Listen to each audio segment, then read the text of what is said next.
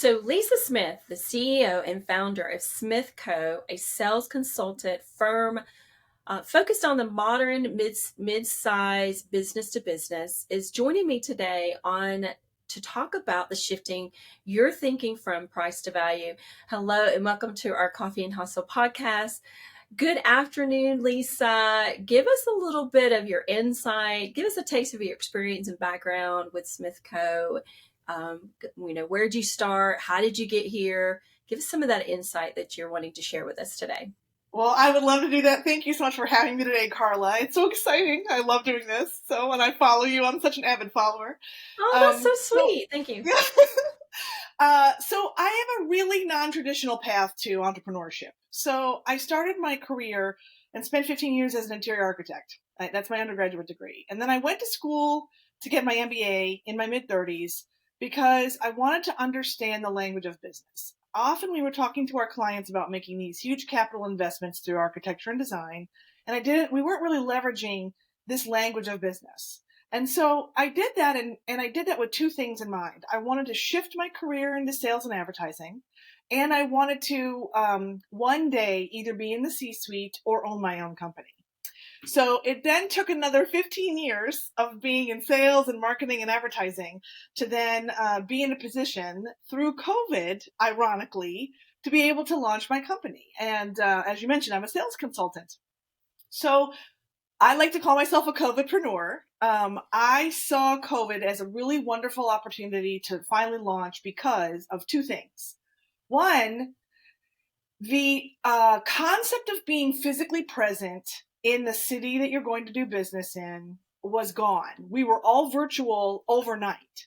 Yeah. So that actually allowed me to leverage 30 years of a network across the country, because I've worked all over the country, and start working in areas where I wasn't necessarily living or working, right, as a career.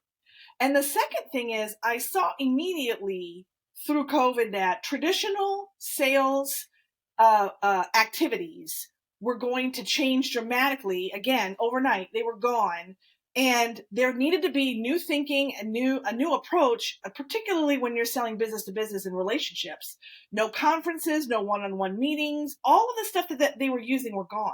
So I thought, I have ideas about how they can pivot and adapt to this new economy that we're in, right? And now we're kind of in a hybrid mode. We're partially virtual and partially in person. So that's kind of a very small nugget of the past 30 years, and it's definitely been an adventure.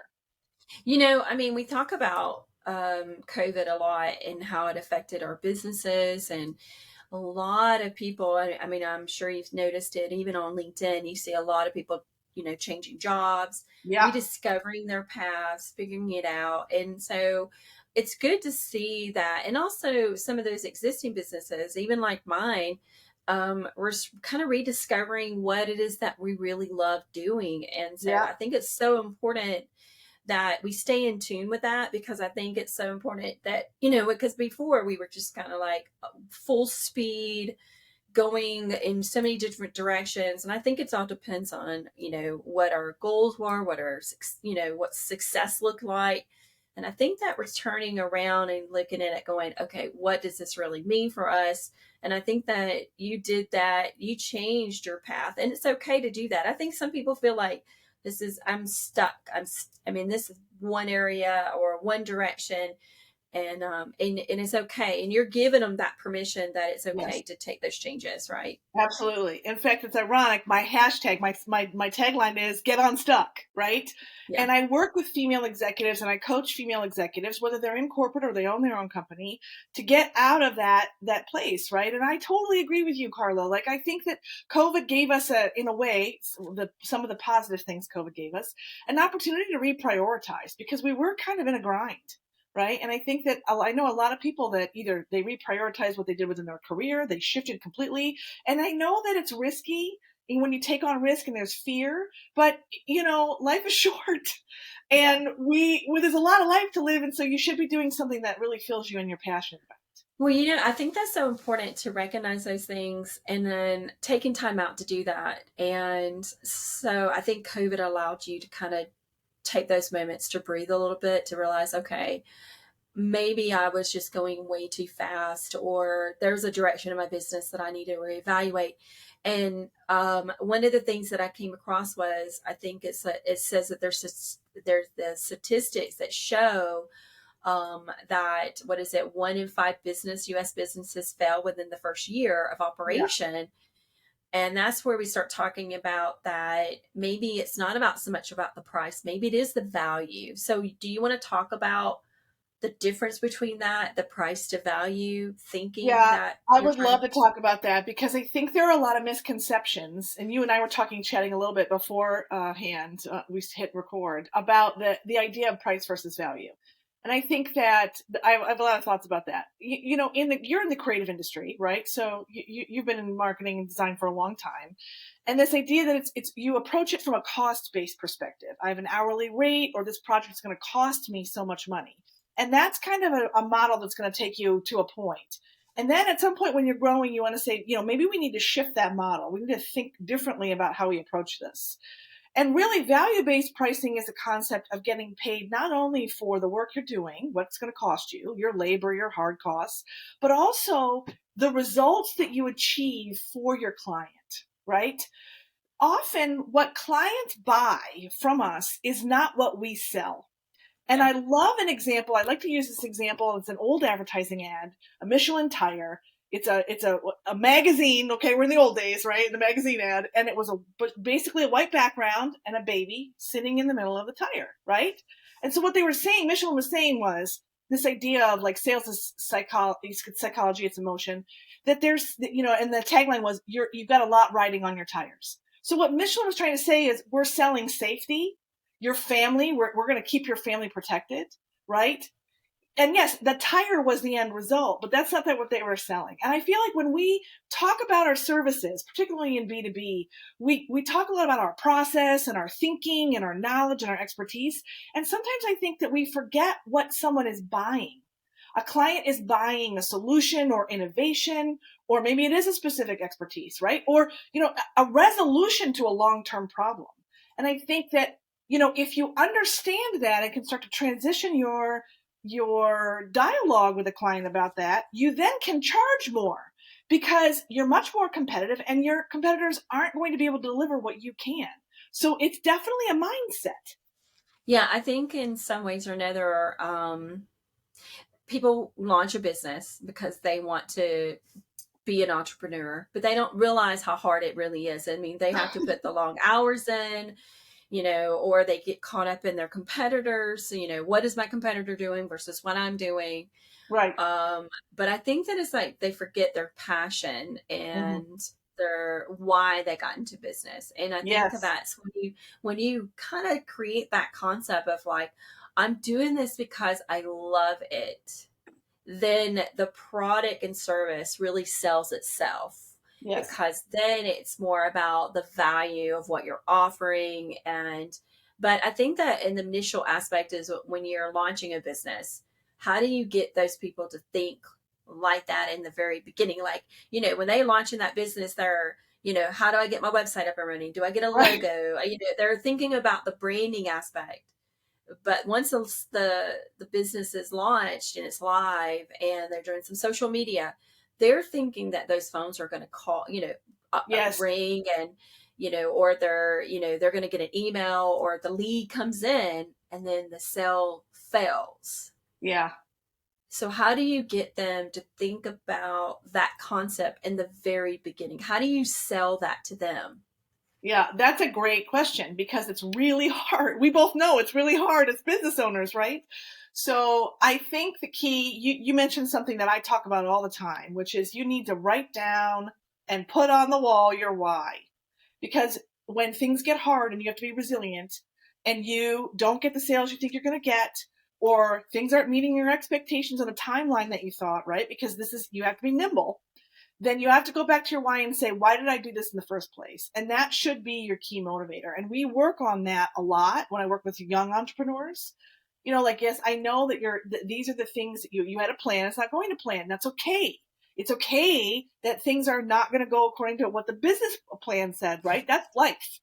And I think that when you're grounded in that, it makes it easier, but you also just have to have faith, because it's hard. It's hard, Yeah. and it can be a grind, but it's so what's in the salad days, right? Like when you're married, to talk about the salad days, the honeymoon period.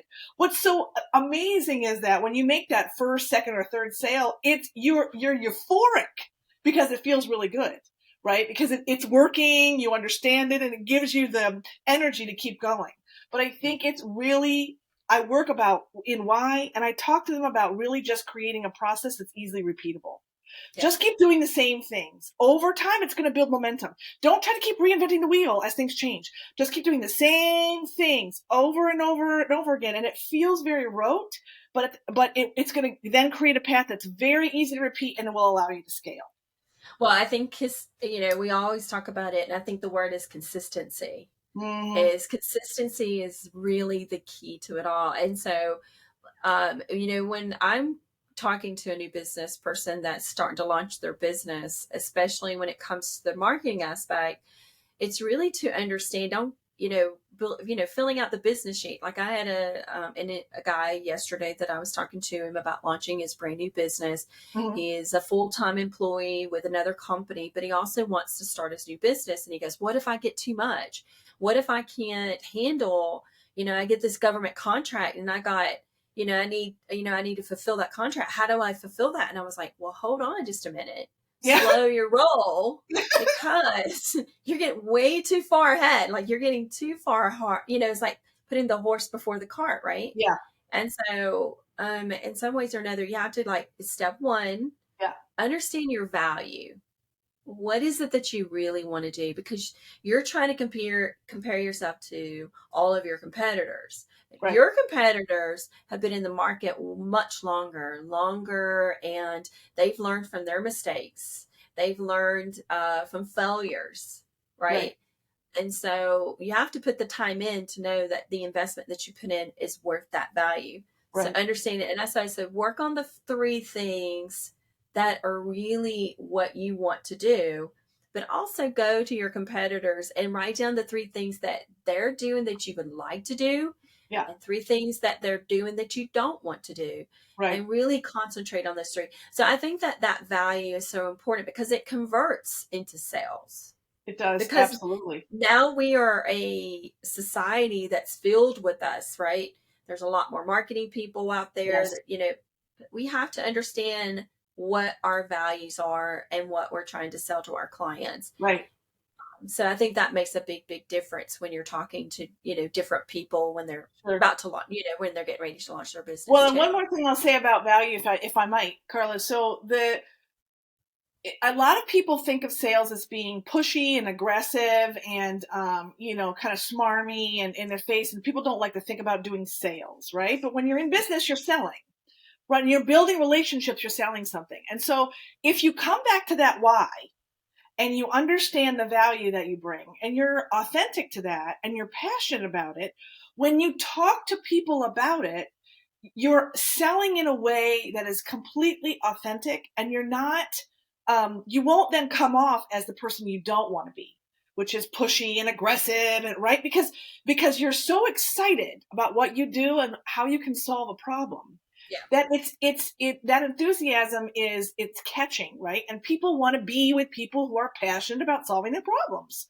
right? So I think it also helps get the mindset of being in a sales. Oh, I don't want to sell, because selling is hard. But if you really understand intrinsically the value that you bring, then you'll talk about it very naturally. Yeah. Yeah, I think there's something that I think it's that Donald Miller does, and he represents more of the storytelling, Yes. providing a solution to a problem, right? The hero, Yes. to a situation. And so he explains it very well, and how he designs that over the years. And I think there's a model to be said with that, because we get caught up more in the technical aspects Yes. and the data aspects and the strategy aspects, but when we are naturally listening to what the client's needs are and Yes. understanding and relating to that, it is easier to get what you need in front of them, because you may not offer everything that they need, but you may know someone who does, Exactly. right? And so Right. that, I think that's something that's really important. How do you, like, when we talk about value based pricing, how do you take their value and put a price on it? Like, how do you put that value with a price? Right. Okay, so this gets a little complicated. So the first thing I would say is that if you're going to pursue value-based pricing, you should do it with a client you know really well and you've already worked with. So you know their industry, they know you know them, and you have a good working relationship. Because what you are really trying to do is, to your point, is put a price on the results. Sometimes the results are increased sales, right? So I might be working with an engineering company, and they increase their sales because they win more work. And so I might, because of the work we do together, because they're going to win a certain amount of work, I might get a percentage of that as part of my contract, above and beyond the other things that we were doing that were solving those problems, those tasks. Sometimes the value is more difficult to quantify, right? So I think that, especially with intangible, because sometimes the value isn't sales. Sometimes the value is that the team is functioning better inside their own organization, or the value is that individual gets a promotion, right? So you have to have a really frank conversation with your client to say, if we do this together, what would this be worth to you? And are you willing to pay it? That's Yeah. ultimately the conversation when you're doing value-based pricing. So a good example I can give you is like for a software as a service company. This is easily quantifiable. A company that's got a platform, right? People are going to sign up on a subscription. Three ways you can price that. You can say, okay, I'm going to help you launch that website. Done. That's out. You good, good on you. I can help you launch that website and help you get to your initial goal of 10,000 users. That price is going to be different for the work to get to 10,000 users than the price of just delivering the website, which has all the bells and whistles that someone can sign up for. That's where the value starts to come in, right? Yeah. So I'm going to continue to do work. You're going to pay me to do the work to help you get to that initial goal, because at that goal, other big things change financially for your organization, right? So I think it's difficult to do if you don't know an industry very well and you don't know a client very well. So you really want to have a good relationship to start to talk about, if we were to attempt to solve this problem, what would it be worth to you? I think that one of the things that came to mind when I was looking at some of this is that we get so caught up in branding ourselves as a business, not that we need to understand our mission and vision and values, right? And Sure. really sticking to those core aspects of your business. What I think I notice a lot of times is that sometimes you have to put yourself into the customer's shoes a little bit. Yes. And okay, what maybe right now you can't afford the full price of my value, but maybe I can give you a taste of that, right? Yes. And for the next 3 months or the next 6 months. And well, because really we know that 6 months is really the telltale sign of how to estimate value, right? Because Right.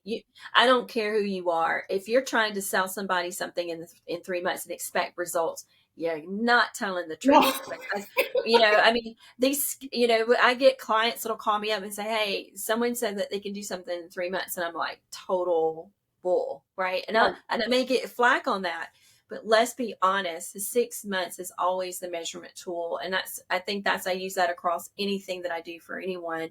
That includes, website design work, that includes, social media management, that includes AdWord management. 6 months is really if you can't give a marketing person 6 months, don't jump from marketing person to the next company, because you're not going to get those results that Right. quick Right. unless you have a real budget for it. But I do think that we have to really put ourselves in our customers' feet and Yeah. go, okay. But I do think that we clients get caught up in more of the box structure, of Yeah. that contract. And you need to understand is that when you're in a business, sometimes it's really good just to offer that customization Hmm. and making them feel special. Yes. Maybe you don't give them everything in the kitchen sink, but maybe you just give them a little this and a little bit of that. But stick with what you really are good at. Yeah. Don't make it up, right? Don't make up your value. Don't make up No. something that you can't do and you can't promise, because if you do, that devalues who you are as a business owner. Yeah, it's like someone will be able to sense that immediately if you try to do that, right? Like, oh, I'm calling you on that. That's not, I don't Yeah. think I see you that way. Yeah. The other thing about that I love, Carla, is this idea that it's not a good, better, best scenario. You don't always have to say, okay, here, we're going to define your challenge this way. And we agree that this is your challenge. Yes, yes. Okay, so instead of saying, well, you can have, I'll give you 10%, 50%, or 100% of that, right? How about I could solve the problem this way, I could solve it this way, or I could solve it this way. So it's really more of an ABC. And that idea of customization, of choice, it gives the client agency to be able to say, oh, I didn't know you could do that. That might be a better approach than doing it this way. So it's Yeah. you're showing how you're going to deliver the solution, not just what the solution is going to cost. And sometimes I don't think we spend enough time talking about that, and that is also valuable because they don't know how we do what we do, right? And so a Right. lot of times we spend time educating our clients on what we do it this way because of this. Right. Yes. So I like this idea of like, instead of saying A, B, it's good, better, best. How about it's A, B, C or it's A, F, G, right? There's a lot of different ways we could solve the problem. Yeah, and I think that sometimes when, as a business owner, you have to bend your rules a little bit. Yeah. You know what I mean? And so sometimes you give out too much value, and Yes. I've had people go, Carla, you really are telling people too much information.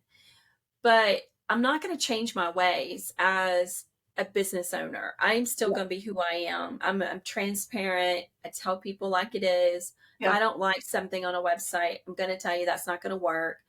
Because there has to be that honest aspect of your business. And Mm-hmm. so if you go into your business with a false idea, it's going to fail. And Mm-hmm. so you have to be true to your value. So if you say, I can't do something, own it. Yeah. Because sometimes people go, oh, I can do that. That's not a problem. And they fail at it. I've had secondary people that have come in and helped me with certain things. Yeah. And you're like, okay, your resume looks great. I mean, Yeah. your stuff that you gave me looks great, Yeah. but then they fail Yeah. at performing, and you're like, what? And did you lie? Yeah. And then I got to cover that for a client that I promised is good for, and it's like I I have to like figure out how to damage control, Oh and so yeah. and It's I've a been kiss of I've death. been in that damage control. I'm like, let's be Yes, honest, I have too. damage control. Like, get ahead of it before the client does. Oh yes, it's the kiss of death. And some if they're young, it's naivete sometimes, right? But sometimes I think that we're so eager to please, and that we want to just say yes to everything. And I really value that feedback, Carla, because sometimes you just have to say no, we can't do it. Yeah, No, we can't meet that deadline. And again, it feels scary. You never want to tell a client no, but actually you're doing them a service by being transparent, by giving them more information, by telling them that you can't do it. Instead of getting down the road and then having to do damage control, now you're solving the problem together and saying, okay, well, if you can't, how can we do this? yeah. Right? Like, and again, they have agency in it. They have some input. But yeah, I've been there many, many, many times. And yeah, now I try to avoid that at all costs. And I think that that's so important to understand that, I think the word no is much more important now Yes. than it was 5 years ago. And I think that we're owning that word more Yes. now as the more years we get into our business, you're like, no, that's not going to work for me. No, I can't take that project. No, this doesn't fit me. Right. And I'm not saying that, when I first started my business, I remember praying a lot, hoping there was a check in the mail, Yeah. you Yeah. know, and because when I started this business 20 something years ago, I was at home with twins and a little girl, and I was like, the networking wasn't there for me. It Right. was that word of mouth marketing, and I did just enough to feed my family. Yeah. you know. And but you would hear those little whispers of like, what are you doing staying at home running your business? Who, you know what I mean? Like, Yeah. you should have a real job. You should go, what are you talking about? You're a mom and a business owner? That's not Yeah. possible. Right. And when you defeat those odds as you've gotten older, you kind of have to be a little smarter and realize that the knowledge you have, people want it, Yes. you know. Yes. And so you have to understand your own value. I think sometimes when we underestimate our own value, we underperform and Yes. then A we give hundred things percent. away, Yeah. right? Yeah. A hundred um percent. Yes. and I have Absolutely. clients like that. They'll like, they don't see their potential of value. I'm like, you've been doing dog training for 15 years. You should be training other dog trainers on how Yes. to launch a business. That's pretty impressive, right? Right. Right. I Um, think you're so right. We do that, and I think we don't give ourselves enough credit, right? Because it took a lot of blood, sweat, and tears to get to that space, right? And so yeah, that wisdom is worth something, yeah. Absolutely. Yeah. So I think that sometimes when we look at price structure and strategies, how often during the year do you say that people should reevaluate that? Should they? Oh, this is a great question. So, Oh, I am so yeah. happy you asked this question. So this question, I tell people all the time, like, you have to take time out. And I'm not talking about do a full strategy. I mean, No. I do production meetings at least 2 or 3 times a year Yeah. to really kind of keep people on set and on target. Yeah. How often are you talking to people going, hey, you need to reevaluate your price structure, you need to Yeah. understand your value? How often are you telling people this? Yeah, it's a great question. So I feel like no one is looking at their pricing often enough. I feel like, especially post COVID, because a lot has changed. And I feel like in business to business, many people inherited all these really antiquated ideas of what pricing should look like. And with everything that's going on, with the fluctuations in the economy, I would say yearly prior to COVID. Now I'm saying, to your point, almost every 6 months. Yeah, And again, you're not changing rapid, massive areas of your business. You're doing minor tweaks to adjust to what's going on in the marketplace. But when you don't look at your pricing, you are literally leaving money on the table, because it's not about somebody. There will always be somebody who will sell it less than you will. It's not about that. It's about making sure that you are charging your fair market rate, right? And if you leave your price fixed, all you're doing is leaving money at the table, and you're discounting the value that you bring. So I really think it's important. I also think that people, if they are in an hourly rate type of business, if that's the baseline for the packages that they put together and the services that they sell, they're often not including all the pieces that are really covering the cost of business. The hourly rate is not including operational costs. It typically is not including overhead. It's not including profitability. It's not taking it's not taking salary, marketing up by 25% and charging that. That is a very unsophisticated way to do it. It's fine to start that way, but over time, you're not going to be able to make any profit if you do that. And you're going to start to see, well, I have a lot of revenue and I have not a lot of profit because it's all going to other things, right? So I yeah, talk about pricing all the time, and it will immediately increase revenue. All you have to do is change your pricing, and revenue will go up like this. But people, again, are fearful because they don't want to tell their clients things cost more. Look at where we're at. yeah, Everything costs more. Inflation yeah. is through the roof. If you're not keeping up with that, you are literally you might as well light a dollar bill on fire. Well, I think that in some ways or another, I think it's a good time to really reevaluate your customer base. That too. Yes. Now, Yes. And say, are you it's, targeting the right people? yeah, Yes. right. And so I was listening to one of my favorite podcasters is Amy Porterfield, and Yes. Ronald Miller was on there. And he just launched his new book, and I'm actually reading it now. And Amy Porterfield's got a new book out that just came out. And I was Oh, listening to their podcast about the three most important aspects of your business. Like, what are you really making money on? Like, where's the yes. revenue really going? So if you're Yes. spending time and money on things that doesn't make sense for your business anymore, that's when you start going, maybe this is not where I need to go. I'm Yes. actually doing that now. Like, I'm looking at going, wow, I've spread my, and there's no part of this industry have I've been in every part of it, every part of it. And I can tell you where my energies need to go now Yeah. and what I'm effectively really good at. And Yes. so I know that I need to leave my table open to the things that I know I don't want to do anymore. So I've Yes. had to tell people, go, no, I'm not doing that anymore. Or this is you're I love you as a client, but it's time for us to reevaluate if we're a good fit anymore. And Yes. so it's good to take your business, like I've been doing this 22 years. Hmm. So probably every 5 to 7 years, I'm looking at my client base going, who needs to stay and who Yes. do I need to let go? And it's Yes. hard because you're It kind of is like hard. you take a risk going, oh my gosh, I'm going to lose this income. Yeah. What do I do? But I promise, and I'm on promises, somehow it works out.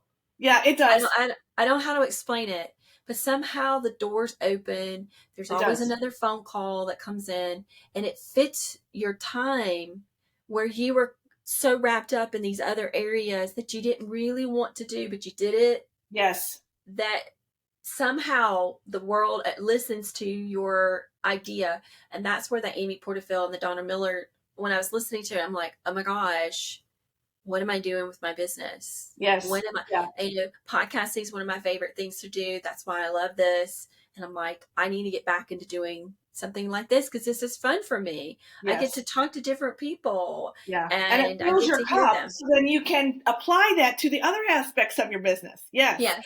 I Yeah. talk about this with clients all the time. You're targeting the wrong people, right? Either you started out and you said yes to everybody because sometimes you have to start someplace. And then to your point, you, as an evolution, you learn what's going to be the best, fit for me and what's not. Not for profit's not a good fit for me because we're not culturally aligned. But we get in these ruts, right? We just get in habit and ruts, and we stay there without asking, is this really the right thing to do?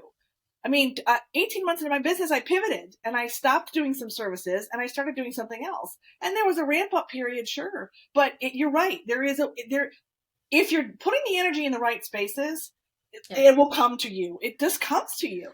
Yeah. And I think that if, when we talk about our value, right? So when you reevaluate your structure of your business, right? So let's say you're in your business in your first 5 years. Well, you may not know every answer to every question. No. But when you get into that seventh year, you're like celebrating because you survived it, right? You survived Right. it. You finally made it to the seventh year. Right. But then when you get into that 10th year of your business, that's when you start realizing, okay, what am I really good at? Mm-hmm. What is my client, what is the people that work for me, what are they really good at? Because they'll come in with a resume going, I want to do social media management. And Yeah. you're like, okay, I'm going to open the door for you, but there's so much more than just social media management. Right. And that's what these people are teaching these kids in school, going, hey, go get a job in social media management, do Yeah. social media. Well, because that's an easy thing. Right. What they need to understand is that marketing has so many other pieces. Yes. And so you let them in and you realize maybe they're not that good in that department. Maybe you can start seeing it within the next 3 to 6 months. You start Yeah. realizing maybe they don't fit that position. Right. So I think taking time out to reevaluate your business is a must. Yeah, it is. It's every 6 months, every year, whatever it may be, taking that time out to really understand. And one of the things I think I mentioned to you earlier in your podcast is that, because I remember, not to off the subject, but when I started my business, I don't know about you, but I didn't have contracts. There was no such thing as a contract. Yeah. Right? So Yeah. clients came to me and they trusted my value that they Yeah. would pay me for my services based Right. on my hourly rate. Right. Website design, AdWord management, Right. social media management was all done without a contract. Yeah. All of a sudden, that changed. Yes. Now we're caught up in these contracts. Yes. And then we go, well, maybe this is not fitting for me anymore because those contracts, we do more than those contracts even state sometimes. And the Right. clients don't even realize that we're doing that. Right. Right. I think So that, yes, I have experienced that over the course of my career, and it's interesting how things transition. And I think it's because clients are put in really difficult positions, and their job sometimes is on the line, right? So they're risking a lot by working with creative agencies and other vendors, depending on their industry. And so they almost want to guarantee that it's not going to fail because they don't want to lose their job, right? So it's a very complex relationship doing in today's, I think, service-based industry. I just think it's very complex. And so I really appreciate your perspective on that. And I think that, if you're an owner, eventually you have to stop working in the business and work on the business, yeah, right? And I yeah, think that's your point. Like, you've got to get above it in order for it to grow. You can't constantly be working in the business, or it's just never going to get to, there's only one you and only so many hours in the day. You're going to max out on revenue and then you're just done. yeah. So when you can get to the point where you can spend the time to do that analysis, right? And understand, is the team right? Are the segments right? Is my pricing right? Is the client right? Is my strategy right? Is my brand right? Things change and evolve around you, and you have to keep up. Well, it's so much faster now than it was, Oh, so five, much 6 years faster. ago. I Yeah. think that marketing is an evolution and businesses are evolution. We are moving so much fast. I mean, of course, we've got a lot of, we can even talk about AI at some Right. point in time, right? Yes. That's actually way over people's heads and what the capability of that's going to do to our businesses. Right. However, we are still humans trying to make right decisions, place Yes. value where it needs to go. And that's a big thing. I mean, that being a business owner, we hold the weight. Yeah. We hold that weight. And every little decision can be a wrong path or the right path. And the people that are with you can go along with you. You may lose those people. I've seen a big turnover Yeah. rate this in the last couple of years. Even some of our high influencers, people that we follow, like let's say Amy Porterfield or Tanya Z, any of these people that I watch, you're starting to see even Jasmine. I think it's what was her name? Jasmine Star, who's Yeah. a very high social media influencer. One of the things you're starting to see is that their business model has completely revamped in the Yes. last year of COVID and the changes that they've had to do. So their models are always changing. It's so much faster now than it was before. And so I think that if you stick to those values and Yeah. understand and relate to those, I think that makes a big difference. And people like you, right? It's so important because we need to reach out to you as business owners. We need to have that second opinion. You can't make these decisions today by yourself. Back in the day, we did it all by ourselves. We're like, we didn't have that opportunity. We Right. did not have those options. And now Right. we've got people like you that are going, I've got you, right? So, how Right. do people contact you and get started with you, Lisa? Sure. Well, I have a great offer. This is going to be fantastic. If they go to my website, which is smithcous.com, I will give you free 30 minutes. So we can chat about your business, where you stuck, where do you think your blind spots are? Because you're right. It's about providing somebody who has a fresh perspective, right? They have context to what you do, but it's a fresh perspective, and I'm going to see things you don't see because you're in it every day. Yeah. So if you go there, you can book a free 30 minutes call with me, and then we can see where things go. Because I really want all small to medium sized businesses to succeed. We are all the lifeblood of our economy. So Yeah. we need to succeed. And if you have great sales, which you will succeed. So that is my ultimate goal. I think it's so important to support that. I think our small to medium sized businesses are the staple of who we are. And so they have to start somewhere.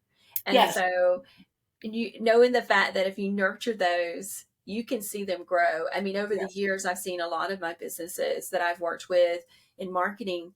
They've come from like maybe one or two people in their office to this Inc. 5,000 awards, and now they're international companies, and Yeah. so you can see that growth over the period of time.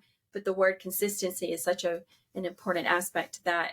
I think the one thing that had mentioned to you earlier was the three modes of persuasion. Mm-hmm. And we can kind of mention that really quick. And we talked about ethos, which is the word credibility. What does that mean to you? What does credibility mean to you in this business?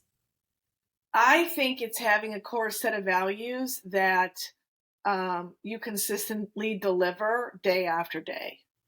And that maybe those values are going to be impacted by who you are and where you came from and your religion, like all of these things. But I think that if you're consistent in representing what those values mean. So in my household, one of the credos was always do what you say you're going to do. And so that's what I do. I always do what I say I'm going to do. And so to me, that's what ethos is really about. It's consistently showing in your actions and your words that they're in alignment when you show up. So, and then when we talk about, was it pathos, Ethos, which yeah. is emotion, right? And so, how do you apply that emotion into your business? Do you is there a wrong way or a right way when you're attaching your emotion into your business? Well, that's a really interesting conversation. We could have a whole other podcast about that. You know, We can do that. We can we actually. could do that. Yes, we could. I think that at the end of the day, for what I do, people do business with people. And we are ultimately driven by our emotions. We like to take logic to override those emotions, but at the end of the day, people make decisions based on their emotions. Yeah. Like that Michelin ad, right? There was a baby in the middle of that tire for a reason. It pulled on our heartstrings, and we thought, I don't want my child to not be safe in my car. So I think that we have to recognize that those emotions are there, even if they're not forward facing, and be more. I know emotional intelligence has been talked Yeah. about a lot, through COVID and through leadership. But I think it's important to understand that we're human beings, and those emotions help drive our decisions. Yeah, I think it's so important to understand that you get into business because you really want to. Don't get in it because you feel like that's the direction you need to go, because not No, everybody is meant to run a business. And I don't mean to say that in a bad way, but no, running a business is emotional. It's yeah, stressful. It's like riding that roller coaster. it is. You're not guaranteed business every day. Nope, You're not. So you no. have to wake up every day feeling. I saw this thing where this guy made a comment. He says, I wake up every day thinking I'm unemployed. Mm, And even though he owns his business, right? yeah, And he has yeah, his client base, but he wakes up every morning going, I'm unemployed.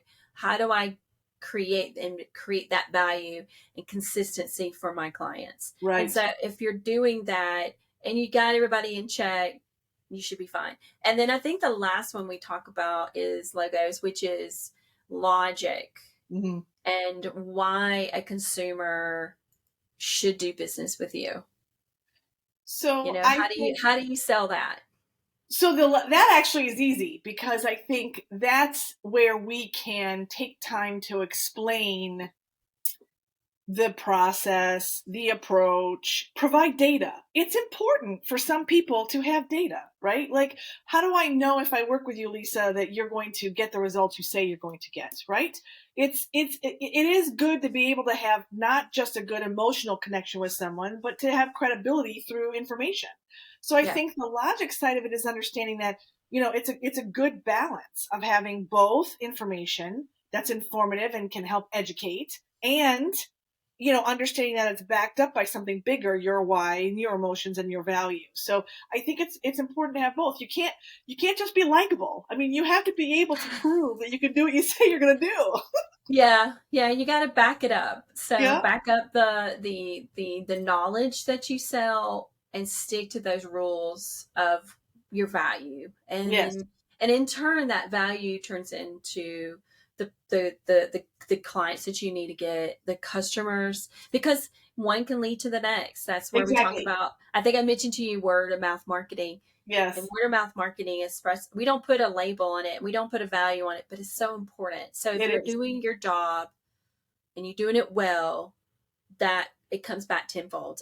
I Absolutely. guarantee you that it happens. I've done Yep. this for so long. You have to understand that and relate to that. So, um, Lisa, it's been such a pleasure getting to know you and getting to know your value. I think it's so important that we're able to share that knowledge with you today and understand today's topic. So I just really appreciate you coming on today's podcast and, you know, being a part of what we want to talk about, which is, shifting your thinking from price to value and Yeah. how important that is.